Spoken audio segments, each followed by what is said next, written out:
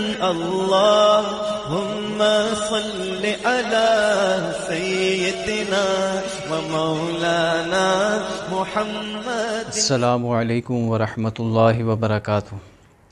نحمدہ ونصلی علی رسولہ الکریم۔ انسانوں کے اندر بہت سی روحانی بیماریاں ہیں، جیسے جسمانی بیماریاں ہوتی ہیں، اسی طرح انسان کے اندر روحانی بیماریاں بھی ہوتی ہیں۔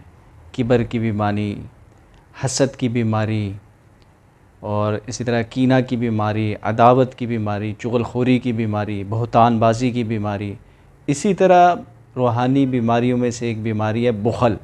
اکثر لوگوں کے اندر یہ بیماری یعنی روحانی بیماری پائی جاتی ہے، اور یہ اتنی سنگین بیماری ہے کہ میرے پیارے نبی صلی اللہ علیہ وسلم نے ارشاد فرمایا کہ جس کا مفہوم ہے کہ مومن کے اندر دو خصلتیں داخل نہیں ہو سکتی، دو خصلتیں مومن کے اندر نہیں ہو سکتی، دو خصلتیں مومن کے اندر جمع نہیں ہو سکتی، ایک بخل اور دوسرا بدخلقی۔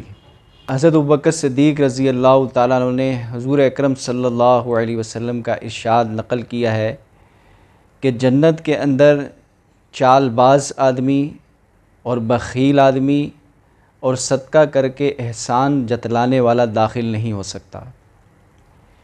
ایک اور حدیث میں ہمارے پیارے نبی صلی اللہ علیہ وسلم نے ارشاد فرمایا، جس کا مفہوم ہے کہ سخی آدمی اللہ سے قریب ہے، جنت سے قریب ہے، لوگوں سے قریب ہے اور جہنم سے دور ہے، جبکہ بخیل آدمی اللہ سے دور ہے، جنت سے دور ہے، لوگوں سے دور ہے اور جہنم کے قریب ہے۔ ایک مرتبہ حضرت یحییٰ بن زکریا علیہ السلام نے شیطان سے پوچھا، تجھے سب سے زیادہ کس سے محبت ہے اور سب سے زیادہ کس انسان سے نفرت ہے؟ تو اس نے جواب دیا کہ مجھے سب سے زیادہ محبت مومن بخیل سے ہے اور سب سے زیادہ نفرت فاسق سخی سے ہے۔ تو حضرت زکریا علیہ السلام نے فرمایا کہ یہ کیا بات ہوئی؟ تو شیطان نے کہا کہ جو بخیل ہے اس کا بخل مجھے بے فکر رہتا ہے کہ اس کا بخل ہی اس کو جہنم میں لے جانے کے لیے کافی ہے، جبکہ فاسق سخی سے میں ہر وقت ڈرا رہتا ہوں، وہ ہر وقت مجھے پریشان کرتا ہے کہ کہیں اللہ پاک جل شانہ اس کی سخاوت کی وجہ سے اس سے درگزر نہ فرما دیں۔ بخل کا جو مرض ہے یہ بہت ہی برا ہے کہ مال کو روک کے رکھنا، گھر والوں پر خرچ نہ کرنا، رشتہ داروں پر خرچ نہ کرنا اور غریبوں پر خرچ نہ کرنا، علماء پر خرچ نہ کرنا، یہ مال کو روک کے رکھنا، یہ بخل، یہ اللہ جل شانہ کو انتہائی ناپسند ہے۔ اللہ پاک جل شانہ نے جنت عدن کو اپنے دست قدرت سے آراستہ فرمایا اور اس کو مزین کیا، اور پھر فرشتوں سے ارشاد فرمایا کہ اس کے اندر نہریں جاری کی جائیں اور اس کے اندر پھلوں کو لٹکایا جائے۔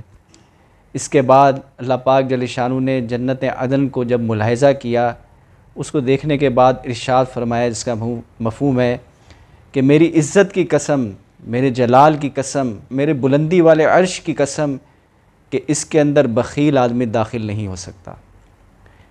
تو یہ بخل کا جو مرض ہے اس سے پناہ مانگنی چاہیے، اللہ سے توبہ کرنی چاہیے، دعا کرنی چاہیے کہ اللہ پاک اس مرض سے ہمیں چھٹکارا عطا فرمائے۔